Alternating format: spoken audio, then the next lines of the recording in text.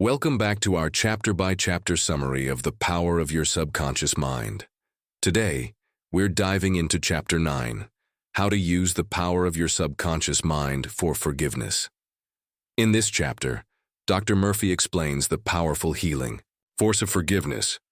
Holding on to anger, resentment, or hurt can block the flow of good things into your life. But when you forgive, not just others, but yourself, you open the door to freedom and healing. Dr. Murphy shares an important idea. When you forgive, you release negative emotional energy that may be stored in your subconscious. This allows space for healing and positivity to enter. A powerful technique he suggests is to say, "I forgive everyone who has hurt me. I let go of all resentment and anger." Repeat this and feel the weight lifting off your shoulders. Forgiveness doesn't mean what happened was okay. It means you're choosing peace over pain.